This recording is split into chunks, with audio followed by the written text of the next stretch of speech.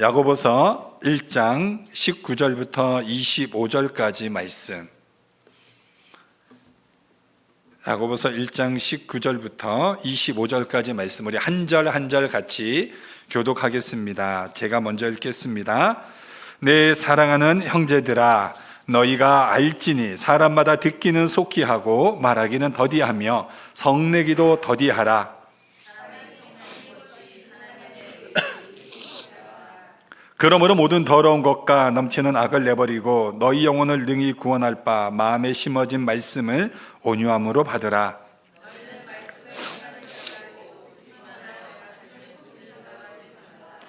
누구든지 말씀을 듣고 행하지 아니하면 그는 거울로 자기의 생긴 얼굴을 보는 사람과 같아서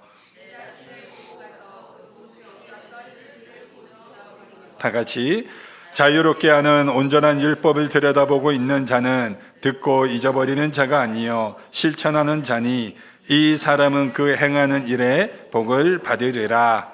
아멘. 말씀을 실천해 보라, 그러면 보인다라는 제목으로 하나님 말씀 증거합니다. 자, 오늘 이 말씀에 보면은 우리가 너무 익숙한 말씀이 있습니다. 듣기는 속히 하고 말하기는 더디하라. 그리고 이제 성내기도 더디하라. 자, 이 말씀 앞에 다 찔리시죠? 예. 저도 마찬가지고, 제가 이 말씀을 준비하면서 예전에 한국교회에서 섬길 때 강도사로 있을 때, 강도사로 이제 풀타임 사역을 하고 있을 때, 이제 그때 어떤 교회 사역을 하면서 그 의견이 맞지 않았을 때, 그게 그러면 안 되죠 하면서 한번 큰 소리 냈다가 엄청 혼났습니다. 담임 목사님한테 불려가서 어디 그렇게 함부로 예, 지금 생각해 보면 한없이 부끄럽습니다. 그런데 자, 말하기는 더디하고 성내기도 더디하고 뭐 듣는 것은 속히 하라. 그러면 과연 이 구절이 무슨 뜻일까요? 이 구절이 우리의 성품, 우리의 생활, 그런 구절은 아닌 것 같습니다. 대상이 사람은 아니고 하나님인 것 같습니다. 왜냐하면 21절 말씀에 보니까 이렇게 기록되어 있거든요. 너희 영혼을 능히 구원할 바 마음에 심어진 말씀을 온유함으로 받으라. 그러니까 이 구절을 통해서 보면은 무엇에 대해서 알려주는 거냐면 말씀을 받는 청중의 입장, 그러니까 말씀을 받는 우리 성도들의 입장에 대해서 말씀하는 것임을 우리가 알 수 있습니다. 여러분, 성경을 보시면 성경에서는 여러분 이렇게 전하라라는 구절 많이 보셨나요? 별로 없습니다. 성경은 전하는 법에 대해서는 별로 말하고 있는 건 많지 않아요. 그런데 듣는 태도, 듣는 자세에 대해서는 성경은 굉장히 많은 내용에 대해서 말씀을 하고 있습니다. 우리가 잘 아는 신명기, 또 이 야고보서, 예수님의 그 복음서, 이 내용들을 보시면 다 무엇에 대한 말씀이냐? 듣는 말씀이죠. 우리 마태복음 13장 하면은 뭐 여러 가지 별명이 있습니다. 뭐 씨 뿌리는 비유, 또 천국 비유, 아니면 또 밭의 비유, 이런 내용들로 우리가 설명을 합니다. 뭐 어떤 제목으로 설명을 하든 씨는 복음입니다. 그러니까 씨는 복음인데, 이 복음, 하나님의 말씀이 밭의 상태에 따라서 열매를 맺기도 하고 이 말씀이 죽기도 한다라는 거예요. 그러니까 우리는 충격을 좀 받아야 되는 게 뭐냐면, 하나님의 말씀이 사라질 수도 있다라는 거죠. 하나님의 말씀이 죽을 수도 있다라는 겁니다. 그러니까 어떤 거에 따라서, 그 밭에 따라서. 그럼 밭이 뭡니까? 밭이 그 사람의 마음 상태죠. 그러니까 하나님의 말씀을 듣는 이 청중의 태도에 따라서 하나님의 말씀이 어떻게 열매를 맺는가, 아니면 말씀이 그냥 사라져 버리는가. 그러니까 왜 오늘날 우리가 예배를 이렇게 매주 일주일에 한 번씩 공예배라고 해서 주일 예배를 드립니다. 그럼 일주일에 1년을 드리면 1년 52번이죠. 52번의 말씀을 듣습니다. 주일만 드린다고 했을 때. 그런데 우리는 이제 수요 예배도 드리니까 하면은 이제 104번이 되겠네요. 거기 또 새벽 예배 나오시는 분들 하면은 156번이 됩니다. 그렇죠? 그 1년의 반을 말씀을, 365일 중에 반을 말씀을 듣는데 왜 우리는 안 바뀔까요? 그러니까는 예배를 드리고 하는 것이 중요한 것이 아니라 그 예배를 통하여 우리가 말씀을 어떻게 받을 것이냐, 그 태도가 중요함이 있습니다. 그렇기 때문에 여러분, 우리가 오늘 이 말씀을 통해서 항상 우리의 상황을 크게 보지 말고 항상 우리는 무엇을 많이 크게 봐야 되는가? 하나님의 말씀을 크게 봐야 됩니다. 상황을 크게 보면은 실족합니다. 하나님의 말씀을 보면은 희망과 소망을 얻습니다. 오늘 이 본문을 통해서 세 종류의 듣는 태도가 나옵니다. 첫 번째는 대충 듣는 태도, 두 번째는 듣기는 잘 듣는데 결심만 하는 태도, 세 번째는 잘 듣고 실천하는 태도. 그러니까 지당하신 말씀이죠. 이 지당하신 말씀이 참 좋은 것 같습니다. 자, 오늘 이 세 가지의 주제로 함께 여러분 말씀을 좀 나누기 원합니다. 첫 번째로 대충 듣고 내 뜻을 훨씬 말을 많이 하는 이 사람, 이것이 문제죠. 오늘 이 말씀에도 보면은 19절 말씀에 자, 듣기는 속히 하고 말하기는 더디하라. 그러니까는 듣는 것에 집중을 하라는 겁니다. 듣는 것. 그러니까 하나님의 말씀을 들어야 되는데 하나님의 말씀을 듣지 않으면 내 입에서 뭐가 나옵니까? 내 생각이 나옵니다. 그러니까 내 말이 나오죠. 하나님의 말씀을 많이 들으면 그 입에서 하나님의 말씀이 나옵니다. 그런데 하나님의 말씀을 안 들으면 내 생각이 나오죠. 그 내 생각이 나오면은 그 다음에 이제 어떻게 됩니까? 화가 나는 일들이 생겨요. 여기 이제 성내기도 더디하라. 이 성내기도 더디하라는 게 뭐냐면 자기 주관, 자기 고집이 강하다는 얘기입니다. 내 뜻대로 이루어지지 않으면 화가 나는 거죠. 근데 하나님의 말씀을 계속 듣는 사람은 화를 낼 필요가 별로 없습니다. 하나님의 뜻에 순종하니까. 나는 그 이유를 알지 못하지만 하나님의 뜻이 있겠지, 하나님의 계획하심이 있겠지, 이렇게 나가는데 내 뜻이 강한 사람은 내 뜻을 관철시켜야 되거든요. 그러니까 우리가 저도 한국 사람이지만 한국 사람들이 가장 잘 못하는 것이 뭐냐면 토론 문화예요. 그러니까 의견이 좀 다를 수 있거든요. 저는 장로교 목사입니다. 저는 장로교 목사인데 이민교회는 다양한 교단에 가지고 있는 분들이 오세요. 그러니까 지난주에도 이제 식사하면서 이제 집사님들하고 이렇게 이야기하는데 어떤 집사님이 다른 교단에 대한 그런 내용들을 말씀하실 때 충분히 그럴 수 있습니다. 저 공감합니다. 저는 그것도 일리가 있다고 생각합니다 했더니 그 집사님이 더 놀라신 거예요. 그래서 목사님이 그런 거에 대해서 이렇게 굉장히 열린 마음을 가지고 계신 줄 몰랐대요. 그 말에 제가 마음이 상할 뻔했어요. 내가 굉장히 다친 목사인가? 저 토론하고 어떤 것들 열띤 토론도 좋아하고요. 고민하고 이렇게 이야기하면서 물론 이제 성경적인 그런 부분들 하는 거를 참 좋아하는데 제가 이렇게 신앙생활을 하고 하나님의 말씀을 배우다 보니까 저는 장로교 좋아합니다. 장로교에만 있었습니다. 근데 저 침례교도 좋아하거든요. 저 성결교도 좋아하고 감리교도 좋아하고 순복음도 좋아하고 다 좋아해요. 다만 전 장로교 목사라 장로교 가지고 있는 철학을 좋아하는데 이 다른 교단은 다른 거죠. 틀린 게 아니고. 근데 우리는 다른 것을 자꾸 틀린 걸로 생각을 합니다.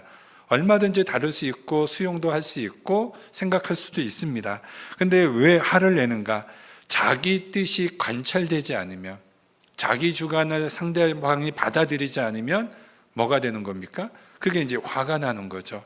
그러면 그것이 아무리 좋은 의도라 할지라도 하나님 앞에 영광이 되지 못한다라는 겁니다.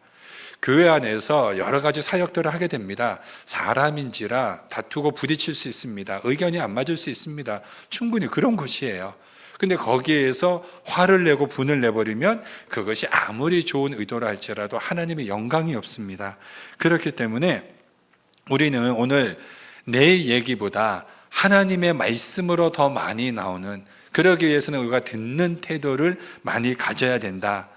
그런데 오늘날 이 듣기는 하지 않고 말하기만 하는, 이 듣는 데에 게으르는 이런 사람들은 어떤 특징을 가지고 있습니까? 대충 듣는 사람들의 특징은 머리가 좋아요. 머리가 좋아서 서로만 이야기하면 벌써 다 뭐라고 그냥 다 압니다 그래요. 그러니까 이런 분들 딱 무슨 말만 하면 목사님 더 말하지 않아도 무슨 말씀 하시려고 하는지 제가 다 압니다. 이런 분들 있죠. 예, 교만한 거예요. 그러니까 우리가 뭘 해야 됩니까? 예, 듣는 것을 하고 말하기를 더디해야 되는 것입니다. 오늘날 우리가 인터넷이 너무 발달되어 있어서 오늘날 의사들이 의사생활하기 참 힘들다고 합니다. 사람들이 인터넷에 병명을 다 검색해 본대요. 그러니까 자기 상황을, 자기 몸에 일어나는 증상들을 다 검색해 보아가지고, 요즘 또 GPT가 잘 돼 있잖아요. AI가 아주 잘 설명하거든요. 그래 그거 해가지고 약은 무슨 약을 하는 것까지, 처방약까지 해가지고 의사한테 가가지고 의사가 알아맞추나 못 알아맞추나 이렇게 의사를 테스트한다고 합니다. 그리고 자기 나름대로 그냥 약도 빼가지고 알아서 먹다가 의사한테 혼나고. 저도 제 이제 아이가 아플 때 먼저 검색을 해보면 이런 증상일 것 같다라고 인터넷에 나오죠. 병원 가면 다 틀려요. 예, 의사가 말하는 게 전혀 제가 인터넷에 검색한 거하고 틀리더라고요. 그러니까 우리가 신앙생활도 이렇게 할 때가 있습니다. 우리가 그렇군요. 우리가 하나님 머리 위에 올라갈 때가 있어요. 자기가 판단하고 하나님 앞에 그 질문 형식을 띠는 거. 하나님 이게 왜 그래요? 하면서 하나님한테 약간 따지듯이 질문하면서 이렇게 불순종하는 것. 그게 19절 말씀입니다. 이게 성내기도 더디하라 이런 뜻이 왜냐면은 우리가 하나님 말씀 중심으로 가면은 나타나는 반응이 뭐냐면 성경에 보면 공통적이에요. 하나님 말씀대로 가는 사람, 하나님 나를 불쌍히 여겨주세요. 저 죄인입니다. 하나님, 우리는 다 회개한 죄인이죠. 우리는 다 죄인입니다. 여기 의인이 누가 있습니까? 의인이라고 말할 수 있는 사람 누가 있습니까? 한 명도 없어요. 그렇기 때문에 우리가 하나님의 은혜가 입으면, 그러니까 하나님의 영광, 이 카보드, 하나님의 임재가 나타날 때 반응은 다 뭐였습니까? 주여 나는 죄인으로소이다. 주여. 무릎 꿇고 다 엎드려 꼬꾸러지는 거였거든요. 그러니까 하나님의 말씀이 임하면 내 안에 나를 불쌍히 여겨달라는 하나님의 긍휼을 구하게 됩니다. 그런데 하나님의 은혜가 안 임하면은 어떤 뜻이 나옵니까? 내 뜻이 나와요. 내 뜻이 나오고 내 뜻이 관찰이 안 되니 화가 나는 겁니다. 이게 자아중심적 인생이죠. 제가 몰랐었는데 스티븐 잡스가 췌장암으로 죽었는데 스티븐 잡스가 가지고 있는 이 췌장암이 독특한 췌장암이래요. 그러니까 가지고 있는 의술로 충분히 고치면 치료되는 암이었답니다. 근데 의사 말 안 듣고 식이요법 했죠. 그걸 뭐라고 그러죠? 채식하고 뭐 그런 것만. 그러다가 이분이 돌아가셨는데 너무 똑똑해서 그런 것 같아요. 본인 머리 너무 믿어서. 제가 예전에 아내랑 같이 섬겼던 교회 사모님이 계셨는데, 사모님이 유방암 초기였습니다. 그러니까 유방암 초기였는데 수술만 하면 돼요. 근데 수술을 안 하시는 거예요. 그러니까 수술을 안 하시고 기도로 고치겠다고. 그러니까 기도로 하시다가 이게 유방암은 빨리 퍼진다고 그러네요. 전이가 빨리 된다고. 그래서 결국 유방암으로 돌아가셨어요. 그러니까 이게 참 안타깝죠. 뭐냐면 내 생각에 너무 강한 겁니다. 근데 내 생각에다가 거기다가 하나님의 그 이름을 끌어오는 것밖에 되지 않죠.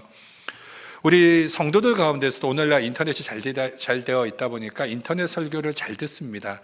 그러니까 유튜브 설교를 듣는데, 제가 웬만하면 유튜브 설교 잘 듣지 말라고 그래요. 교회 목사님들한테, 교회 성도님들한테. 그러니까 왜냐하면 유튜브 설교는 듣기 편하거든요. 사실 그 교회 목사님은 그 교회 성도에게 주시는 말씀입니다. 하나님이 저에게 주시는 말씀은 우리 교회 성도에게 주시는 말씀이에요. 그러니까 다른 교회 성도가 이 말씀을 들을 땐 아무 부담감이 없습니다. 그냥 가볍게 듣는 거죠. 그런데 성도들이, 그 교회 성도들을 들을 때는 그 말씀이 때로는 무겁게 들리기도 하거든요. 근데 오늘날 인터넷 유튜브 설교 들을 때 또 제목을 찾아 골라 듣는 분들이 있어요. 제목이 기가 막힌 제목. 그러면 이제 막 듣는 거죠. 또 어떤 분들은 그런 얘기 하죠.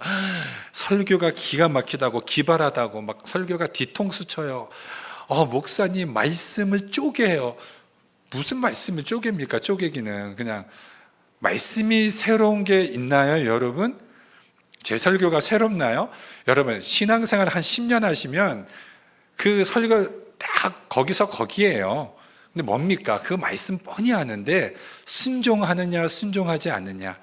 가끔 기발한 설교 나올 때도 있죠. 특별하게 하나님께서 깨닫게 해서 이 각도로 이 말씀도 은혜가 되고 해석이 되는구나. 그건 어쩌다가 한 번이지 매번 설교마다 기가 막히고 쪼개는 설교다? 그 이단입니다, 여러분. 그러니까 그런 건 오히려 조심하셔야 돼요. 그럴 수 없어요. 우리 하나님 말씀 대부분 다 압니다. 아는 거하고 실천하는 거하고 갭이 커서 그런 것 뿐이지. 그렇지 않습니까? 그러니까 우리가 여러분 자꾸 기발한 설교, 이상한 설교 찾아가지 마시고 우리가 하나님의 말씀을 순종하는 것이 굉장히 중요합니다. 근데 말씀을 순종할 때 때로는 목회자가 그 말씀을 가르쳐 줌에 잘 들으면 좋은데 자기 생각과 자기 고집으로 그 말씀을 거부하는 분들이 있어요. 그리고 자기 것이 맞다고. 최근에 제가 이제 어떤 이 성경을 대해서 가르칠 때 그것이 저는 목사님 그 가르침 처음 들어보는데요. 이제 그런 분들이 있었어요. 그래서 이런 말씀 처음 들어봤구나. 그래가지고 이 말씀은 목회자한테는 익숙한 말씀인데 처음 해석을 봤다고 그래서 제가 이제 인터넷에 저를 가르쳐 주신 총신대 이렇게 조직신학대학원 우리 교수님이 그 부분을 해석한 거를 찾아서 이제 한 번씩 이렇게 좀 보내드려서 이렇게 제가 한 것이 이렇게 이제 교수님이 이렇게 해석을 하고 있다라고 이렇게 보내드리기도 했습니다. 그러니까 이렇게 잘 받아주면 좋은데 예전에 주기도문 갖고 한번 고집을 부리신 집사님이 한 분 계셨어요. 우리가 보통 성경이 15년마다 한 번씩 개정을 하거든요. 여러분, 우리가 세대에서 한 세대가 30년입니다. 그러니까 제 윗세대는 80대죠. 이렇게 30년씩 또 아래 세대, 한 세대. 그러니까는 저하고 승우하고 벌써 몇 세대예요? 큰 세대가 나는데, 30년을 한 세대지만 요즘 이 시대가 빠르기 때문에 언어가 빨리 바뀌어서 15년마다 성경을 개정을 합니다. 그러니까 찬송가도 개정이 되죠. 저희는 여러분 주기도문 하실 때 대개 나라와 권세와 영광 아직도 제가 이게 익숙하거든요. 근데 요즘은 없어요. 대개라는 단어가. 그러니까 대개라는 뜻이 이게 어디에 있는 뜻이냐면 원래 대개는 헬라어에는 없습니다. 헬라어는 없는데 라틴어에는 있어요. 그러니까 이게 라틴어는 이제 벌게이트 성경이라고 하는데요. 이 제롬을 통하여서 여기에 뜻이 두 가지 뜻이 있습니다.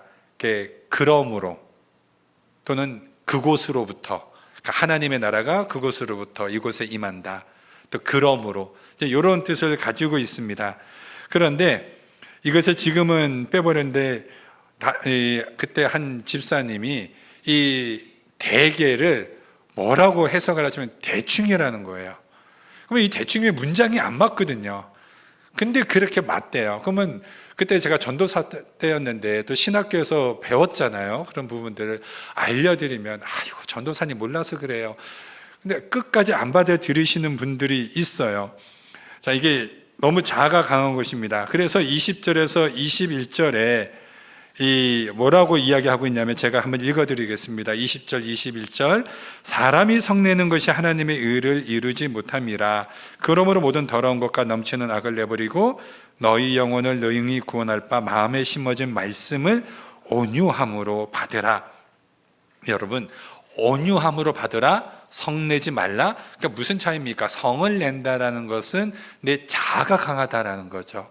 내 자아가 강하다라는 거고, 온유함은 야생마가 길들여졌을 때 온유하다고 합니다. 그러니까 성격이 조용조용하신 분이 온유한 게 아니고, 우리 백안사님 성격이 이렇게 조용조용하시잖아요.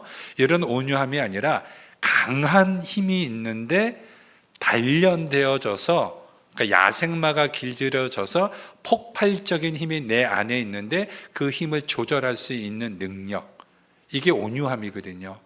그러니까 우리가 하나님의 말씀을 깊이 받으면 하나님의 말씀이 나를 컨트롤해서 내 감정이나 이 모든 것들을 다스린다라는 겁니다. 그러면 나오는 현상이 뭡니까? 이게 온유함이죠. 이게 듣는 태도를 통해서 나오는 건데, 하나님의 말씀을 대충 들으니까 예배 시간에는 앉아있는데 이렇게 한쪽 귀로 듣고 한쪽 귀로 다 나가버리니까 내 안에 하나님의 말씀이 쌓이는 게 없죠. 그러니까 나오는 것이 뭐밖에 없냐면 내 자아밖에 없습니다. 그러니까 내 자아가 관철되지 않으니 성이 나고 다투고 분이 나게 되는 거죠. 그러니까 하나님의 영광이 없는 겁니다. 그러한 태도가 이제 문제인 거고, 두 번째로 오늘 이 듣는 사람의 태도를 보면은 결심만 하는 사람이 있습니다. 결심만 하는 사람. 그게 이제 22절 말씀을 한번 볼게요. 너희는 말씀을 행하는 자가 되고 듣기만 하여 자신을 속이는 자가 되지 말라. 여러분, 듣기만 하여 자신을 속이는 자가 되지 말라. 이게 듣기만 한다라는 것은 뭐냐면, 일단 들었으면 그 다음 뭘 해야 됩니까? 순종을 해야 되는데, 말씀을 듣고 아 그렇구나, 나도 저렇게 살아야지, 요 결심만 하고 순종을 안 해요. 순종을. 그 신앙생활을 이렇게 하면은 그 목회자도 설교할 때 리액션이 좋으면 설교가 좀 더 힘있게 나올 때가 있죠. 말씀을 전할 때 이제 우리 가끔 장로님도 아멘 막 이렇게 해주시는데, 저희 모교회 다닐 때 아멘 집사님이 계셨어요. 아멘 집사님. 그러니까 아멘은 어떻게 하시냐면은, 아마 흉내가 제가 잘 안 될 것 같은데 아멘 아멘 아멘 이렇게, 그러니까 아멘이 연속으로 막 나오세요. 아멘 아멘 아멘 하면서 막. 그러니까 이거에 너무 말씀을 들을 때 거슬리는 거예요. 분위기가 다 깨지고. 그러니까 목사님도 너무 힘들어하세요. 그냥 아멘 아멘 막 그러면 좋은데 아멘 아멘 아멘 막 아멘 막 이러시니까 막 어떤 분들은 그렇게 막 웃으시고 설교할 때 웃으시고. 그러니까 리액션은 참 이렇게 좋은데 그 리액션이 이게 신앙의 삶은 아닌 것입니다. 여러분, 우리가 신앙생활하면서 우리 성경에 보면은 두 아들의 비유가 나오는데, 그러니까 아버지의 부탁에 큰 아들은 하겠다고 하고 안 하고, 둘째 아들은 리액션이 없어요. 안 하겠다고 하는데 합니다. 그럼 누가 칭찬을 받습니까? 한 아들이죠. 하겠다고 하고 안 한 아들이 아니라, 안 하겠다고 하다가도 그래도 아버지가 말씀하시는 거니까 한번 내가 해드려야지 하고 실천하는, 순종하는 그 아들을 성경에서는 칭찬하는 거죠. 제가 읽어보지 않았는데 책 제목이 너무 재미있어가지고 기억합니다. 바보는 결심만 한다. 혹시 여러분 그런 책 들어보셨습니까? 바보는 결심만 한다. 결심하고 순종할 수 있는 방법이 뭔가요? 우리 한번 데살로니가전서 2장 13절 말씀을 보겠습니다. 데살로니가전서 2장 13절 제가 한번 읽어드리겠습니다.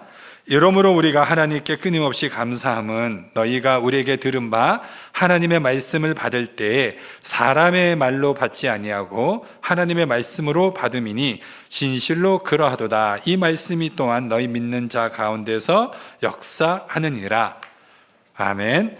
자, 이 말씀을 지금 뭐라고 합니까? 우리가 말씀을 듣고 결심하여 순종할 수 있는 비결, 그 방법, 사람의 말로 안 받고 하나님의 말씀으로 받는 거죠. 하나님의 말씀으로 받을 때 우리가 순종할 수 있는 겁니다. 데살로니가 교회 성도들은 그런 믿음을 가졌습니다. 하나님의 말씀으로 받으니까, 사람의 말이 아니라 하나님의 말씀으로 받으니 그 말씀이 뭐로 들어오는 겁니까? 아멘으로 받는 거죠. 그 아멘이 무슨 뜻인지 우리 다 알잖아요. 그 말씀이 내 삶 가운데서 그대로 이루어지기를 원하나이다. 그게 아멘 아닙니까? 그 마음으로 내가 말씀을 받으니 그 말씀이 그 안에서 역사가 일어나는 겁니다. 그 역사가 일어나니 순종함을 통하여 하나님의 사역들이 나타나죠. 그 하나님의 사역들을 통하여 하나님이 영광 받으시는 거 아닙니까? 그런데 오늘날 이것도 인터넷의 문제예요. 그러니까 이제 앞으로 그 AI로 설교하시는 목사님들이 꽤 많으신가 봐요. 그 AI를 치면 막 설교문이 만들어진대요. 그러면은 이 설교가 정보가 되는 거 아닐까요? 그냥 하나의 정보? 그래서 정보가 될 거면은 굳이 예배당 안 나와도 될 것 같아요.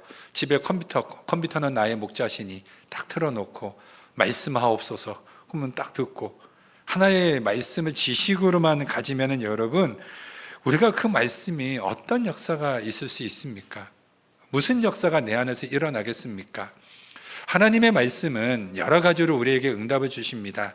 그 말씀이 나한테 찔림으로도 주고요, 책망도 주고요, 격려로 주기도 합니다. 그 말씀이 나에게 힘을 주기도 합니다. 이 모든 것들은 다 하나님의 말씀이 내 안에 응답으로 주어진 겁니다.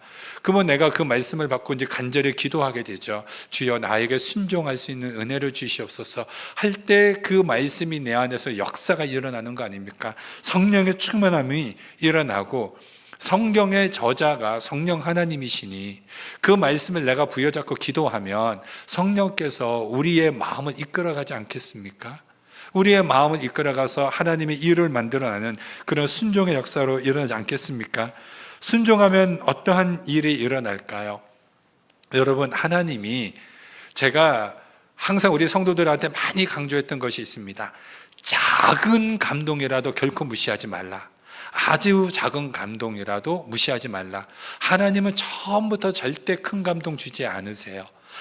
작은 감동. 그 작은 감동이 뭡니까? 갑자기 기도하다가 내가 어떤 한 분이 생각나서 그분 내가 커피 한 잔 사드려야겠네? 밥 한 그릇 사주고 싶네? 이런 마음이 들 때 꼭 실천하라는 겁니다. 내가 요번에 내가 누구 하나 그냥 기프트 카드 작은 거 하나 해주고 싶네? 순종하라는 거죠. 그 작은 것이 순종하면 하나님의 뜻이, 여러분, 우리가 하나님의 뜻이 미래를 쫙 펼쳐 보여주는 게 아니라 순종하는 만큼 우리는 하나님의 뜻을 알아요. 그러니까 기도하고 그 말씀을 순종하면 순종한 만큼 하나님이 이래서 나에게 그 감동을 주신 거구나. 또 기도하면은 또 감동함이 주세요. 그럼 그 감동함이 조금 더 커지거든요. 또 커지다 보면 하나님의 계획을 더 크게 알게 돼요. 순종하는 만큼 하나님의 뜻을 우리는 알 수 있게 됩니다. 이건 꼭 그 자동문하고 똑같은 것 같아요. 자동문 멀리 있으면 안 열리잖아요. 근데 가까이 가면 자동문이 칙 열리잖아요. 그러니까 우리가 순종하면 그 순종한 만큼 하나님의 뜻이 쫙 열리는 거예요. 그때 그 은혜, 그 기쁨, 이거였구나. 내 안에 그 성령의 충만함, 순종할 때 그 말로 표현할 수 없는 은혜가 넘치게 됩니다. 그러니 우리 사랑하는 성도 여러분, 결심만 하지 말고 순종하라. 그러면 하나님의 뜻이 보인다. 믿으시기 바랍니다. 아멘. 좀 약한데요, 아멘이, 리액션이. 세 번째로, 말씀을 행하는 자가 되라. 우리 23절에서 25절 말씀 한번 보겠습니다. 23절에서 25절 제가 다시 한번 또 읽겠습니다. 누구든지 말씀을 듣고 행하지 아니하면 그는 거울로 자기의 생긴 얼굴을 보는 사람과 같아서 제 자신을 보고 가서 그 모습이 어떠했는지를 곧 잊어버리거니와 자유롭게 하는 온전한 율법을 들여다보고 있는 자는 듣고 잊어버리는 자가 아니요 실천하는 자니 이 사람은 그 행하는 일에 복을 받으리라. 아멘. 자, 이제 세 번째, 말씀을 듣는 태도, 세 번째 사람이 등장합니다. 거울만 보면 잊어버리게 되는 거죠. 거울만 보면. 여러분, 말씀도 마찬가지예요. 아까도 말씀드렸듯이 복음이 뿌려졌는데 그 사람의 태도에 따라 그 복음이 죽어버릴 수도 있다. 그런데 어떤 밭에, 어떤 마음에는 30배, 60배, 100배의 열매를 맺기도 한다 하는 겁니다. 그러니까 말씀에는 휘발성이 있어요. 말씀을 받았는데 받기만 하고 가만히 계셔 보세요. 그 말씀 곧 사라집니다. 그 은혜가 사라져요. 여러분 하나님의 말씀 가운데 은혜를 받았는데 그 은혜 며칠 갑니까? 얼마 못 가잖아요. 근데 그 순종을 하고 하나님의 역사를 체험하면, 제가 저의 어떤 멘토 되시는 제 이렇게 스승 교수님, 구약학 교수님하고 중국에서 이제 사역을 하면서 교수님하고 그렇게 이제 하루 동안 저희 집에서 이렇게 대화를 나눴습니다. 그런데 은혜가 충만하신 교수님하고 대화를 나누니까 그 은혜가 그대로 저한테 전달이 되는 거예요. 근데 은혜가 얼마나 뜨거웠던지 그 은혜가 한 달을 갑니다. 한 달 동안 하나님의 말씀이 내 안에서 그 은혜로 역사가 되는 거예요. 그러니까 제가 잊어버릴 수가 없어요. 그 말씀의 그 은혜를. 그리고 부단히 그 교수님이 말씀해 주신 그 말씀들을 삶에서 순종하고 실천하려고 굉장히 노력했습니다. 여러분, 우리가 어떻게 하면 그 말씀을 듣고 실천할 수 있는가? 듣고 말씀대로 살아보는 겁니다. 그 말씀대로 살아보는 거예요. 되는지 안 되는지 살아보는 거. 그렇게 살았던 사람들이 있습니다. 성경에. 누구냐면 베레아 사람들이에요. 베레아 사람들. 그 한국의 이단교 성락교회 그 기신론 주장하는 김기동 목사가 하는 베레아파가 있어서 뉘앙스가 별로 안 좋거든요. 베레아 그러면 이단교회여서. 그런데 참 좋은 사람들이거든요. 이 베레아 사람들이 어떤 사람들입니까? 하나님의 말씀이 그러한가 하여 날마다 뭐 했다고요? 상고했다. 그러니까 상고했다라는 말이 무슨 뜻이냐면 실천했다라는 뜻이에요. 실천했다. 그러니까 이 말씀이 그러한가 날마다 실천했다라는 거예요. 주님께서 소자에게 물 한 그릇 떠다 줘라. 그러면은 어린아이 보면은 실제로 물을 한 그릇 떠다 주는 겁니다. 그러니까 승우가 토요일날 이렇게 자주 오잖아요. 그럼 우리 성도님도 맛있는 간식을 가져오는 거예요. 감동을 받아서 아유 우리는 기특한. 그리고 간식 하나 주고 그럼 또 다른 아이들도 오겠죠. 그럼 또 챙겨주고 그럼 또 아이들도 더 오겠죠. 뭐 이렇게 감동을 받으면. 그러니까 말씀의 그러한가 아니한가 실천해 보는 겁니다. 이게 상고예요.